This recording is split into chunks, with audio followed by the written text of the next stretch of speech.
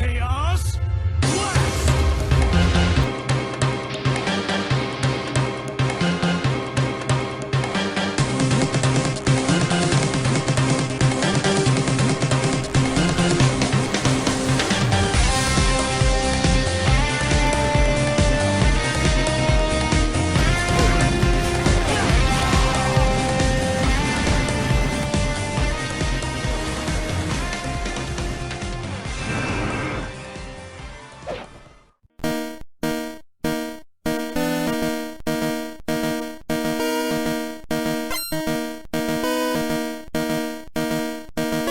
You know, despite how easy or hard a game might be, it always seems like it's going to have at least that one level which will have you rage quitting by losing your sanity.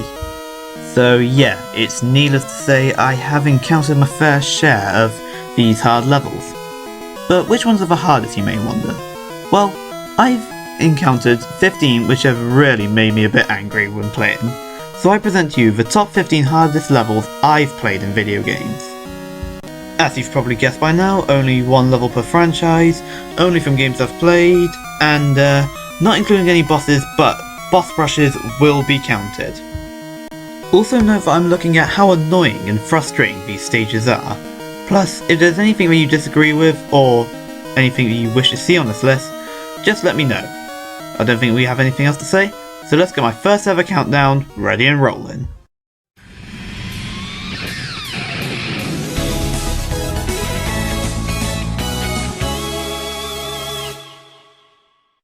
Even though I didn't play the original on the GameCube, the Wii remake of Pikmin 2 was one of my favourites on the console. Seriously, what wasn't to like about this game? The music was relaxing, the enemies were creative, the areas you got to explore were amazing, and this was just a fun game. But there was a level in this game which stopped me playing for a while. No, not the Dream Den. I'm talking about that stupid level, the Hole of Heroes. What? Oh no! Oh blimey. This bloody place stopped me playing Pikmin 2 for a real long while. Let's just get some of the obvious stuff down first. This place is just so frustrating. At first, it makes you go through 15 floors, and each floor offers something new and for the most part not nice whatsoever. Whether it's a bug which only a certain Pikmin can defeat, or it has random rocks falling down from the sky for no reason whatsoever. Likewise, you fight almost every enemy in the game up to this point, whether it's an enemy that makes use to its surroundings to... Holy shit. Now I know a couple of people will say this don't look too tough, but considering that Pikmin are the only chance of attack, and they are limited to 100, and can get killed with ease, once you run out, you lose.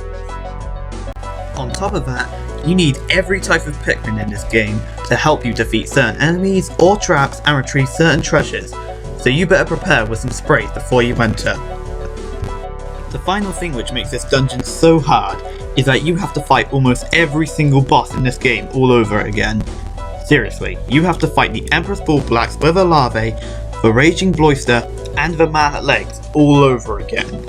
Yeah, I know it's kind of let down because the final boss of this area is just a updated version of the Beady Longlegs, aka the easiest boss in this game, but that doesn't hide the fact that this place is the hardest level in the entire game. Needless to say, I don't exactly like it all that much.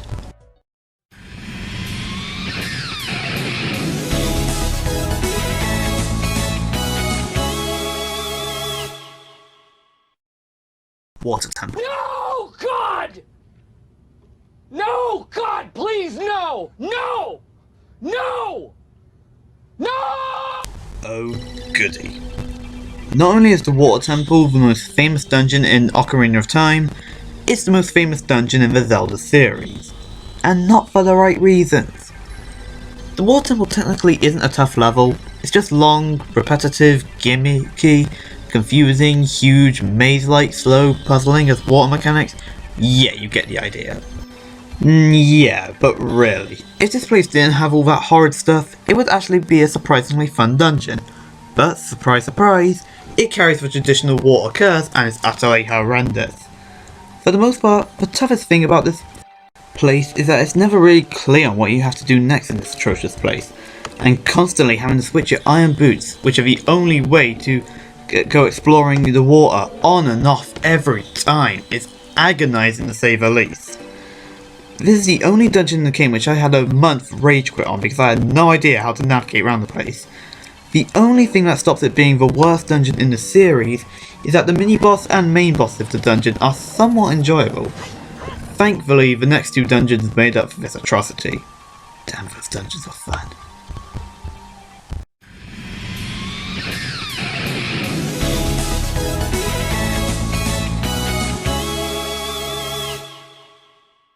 Donkey Kong Country, a game that started Rare's gold spree during the mid-90s. I found it pretty fun, definitely one of the best 2D platformers on the SNES. The only problem? I'll tell you. Fury unleashing difficulty. Hell, I was considering putting the whole entire game on this list. But there was one level that took the cake. Minecart Carnage. To be fair, this probably isn't the hardest level in the game. It just tested my patience more than any other level in the game. Why is this? While most of the difficult levels appear fairly late in the game, this one appears on the second level in the second area. So it appears fairly early on. And no, there's no water in this level. But I really wish there was.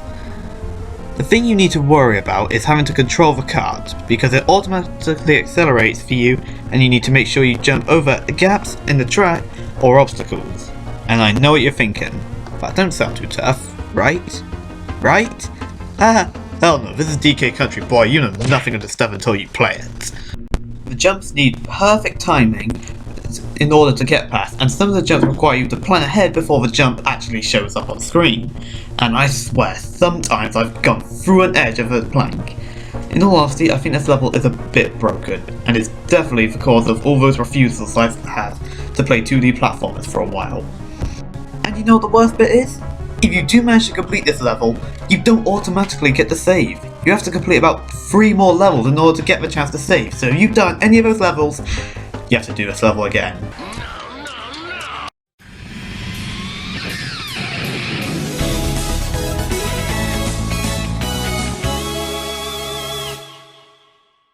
As far as Sonic is concerned, you have 2 big offenders that everyone knows.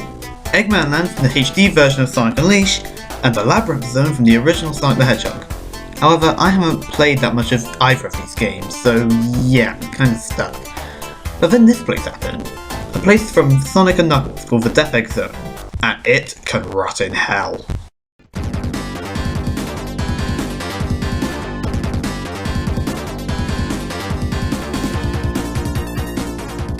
Okay, this place is tough for a couple of reasons.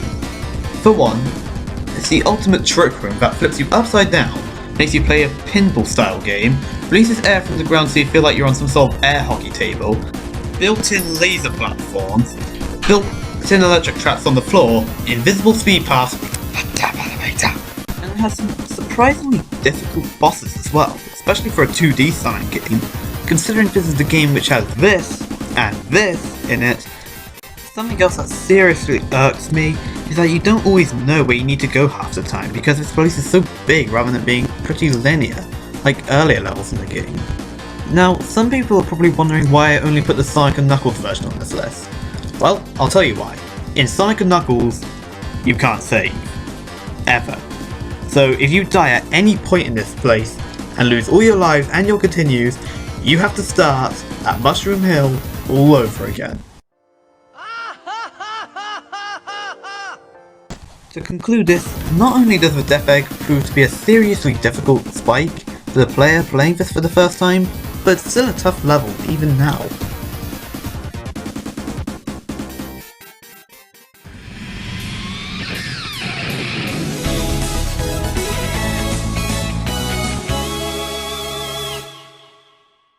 Just before we move on, I have a quick question. Have you played SWAT Global Strike Team?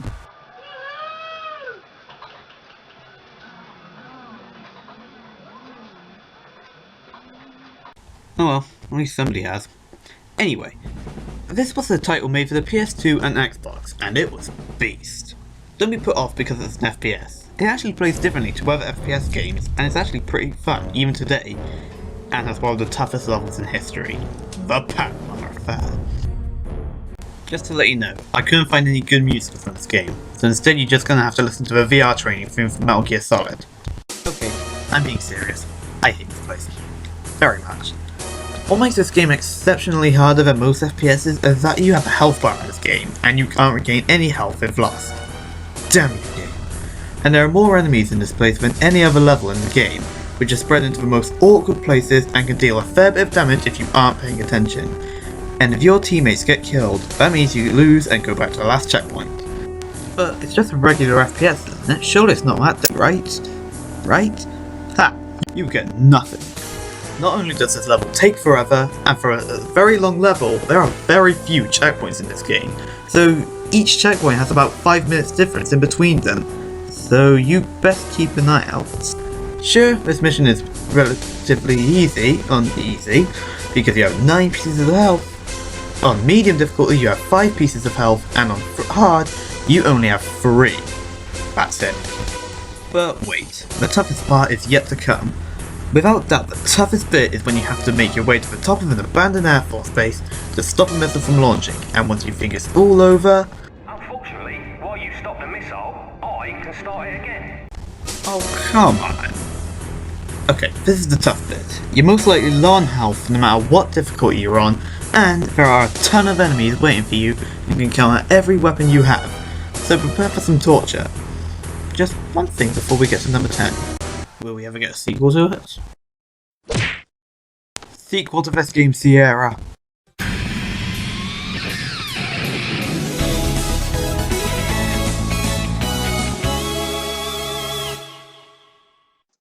The Kirby series is often classed as a easy series, like a series only challenging for kids sort of easy. And that sounds fair. I mean, the original trilogy were some of the easiest games of all time. Or games like Epic Yarn, where you can't die, so it's kind of hard to lose. Yeah, with those two examples, it shouldn't be hard to tell that Kirby is a easy series. But there's always an exception.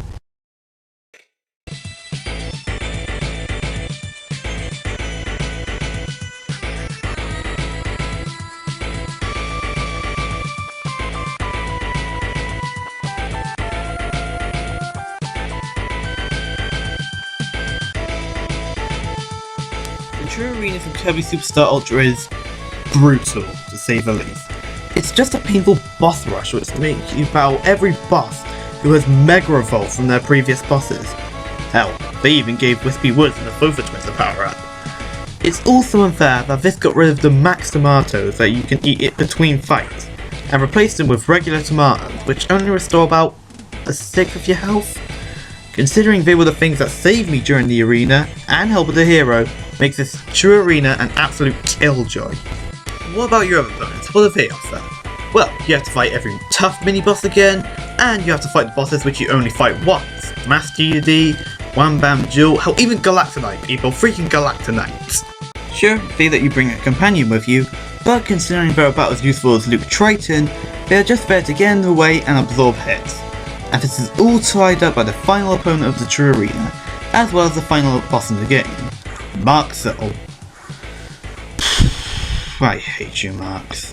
You know that? I really hate you. Alrighty, let me just give you a rundown on who this guy is. He's basically the Kirby equivalent of John Rambo.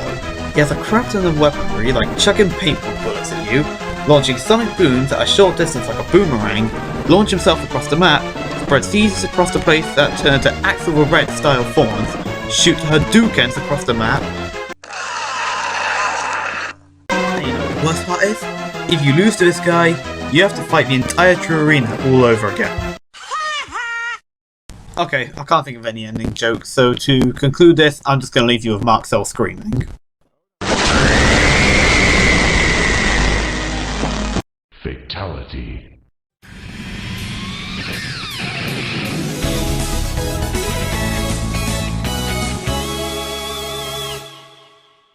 So, we've gone through the horror, that's our water levels, which are gimmicky and annoying, and they change the mechanics to make the game into a painful experience.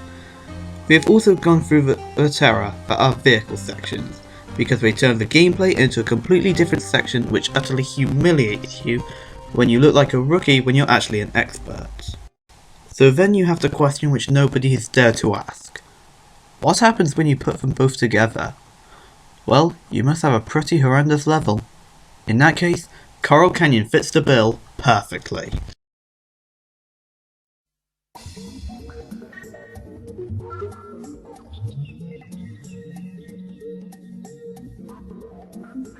While Crash Bandicoot The Wrath of Cortex is nowhere near as hard as the previous Crash trilogy on PS1, it does have the hardest level in the series.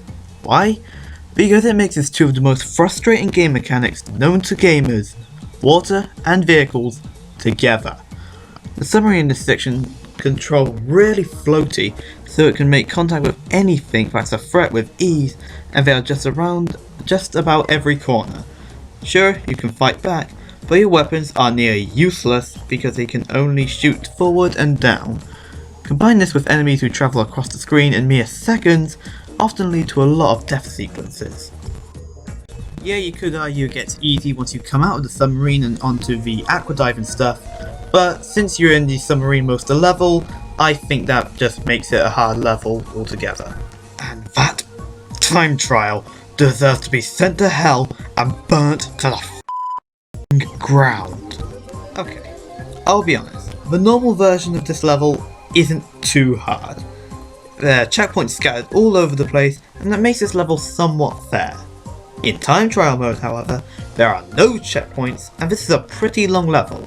Crash only needs to get hit twice in order to die, and let's say there are about 50 different enemies around this place, so the chances of you getting hit at least once are fairly sure. And that's not including the nitro, which are instant kill, which are spread all across this place as well. Actually, forget it, I'm not including Coral Canyon, I'm including the Coral Canyon time trial mode. The final thing I just have to say is this. Imagine, you're 10 meters away from reaching the warp zone, which is your way of getting out this level, and then you get killed by a jellyfish at the very end and are forced to go back to the very start. Because that happened to me once.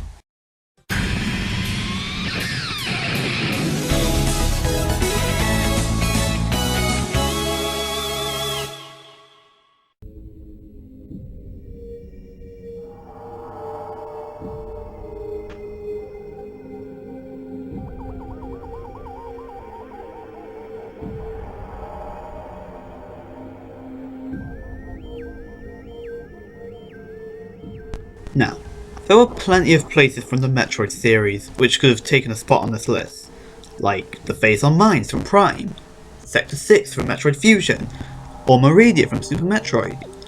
But the Dark Torvos Bog takes the cake. The bog in general isn't a complicated or gimmicky place like, say, Water Temple, but it is much more challenging. Since the swamp usually looks the same no matter where you go, that's the stuff with the Torvos Bog. And not only does this place look really similar no matter where you go, but there are a lot of pretty tough enemies as well, like Granichers, Hunters, and Dark Pirate Commandos. And it's actually rather fitting when you think about it, because the Latin word Torvos literally means fierce, so it becomes a fierce bog. Yes, it is worthy of that name. But surely it can't be a difficult place without some challenging boss fights, right? Right? Well, bosses like the Hour-Long Guardian and the Grapple Guardian, somewhat easy, but the infamous battles with Chica, which while hard as hell, is pretty fun, but the same can't be said for...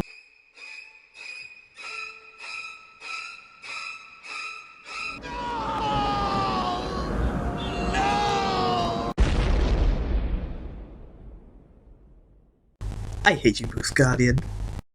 Anyway, back to the Torvos Bog. I remember the Temple Keys and the Sky Temple Keys being fairly tough to find. Surprisingly, the water in this place won't be much of a threat to you. The puzzles in this place will keep you busy for a while, but not the water. And there are plenty of enemies to have a party with. All I can say is this. Thank God we already have the Dark Suit at this point in the game, otherwise this level would be really hard. Try to imagine the Boost Guardian with the Virus Suit. Try to imagine that for a moment.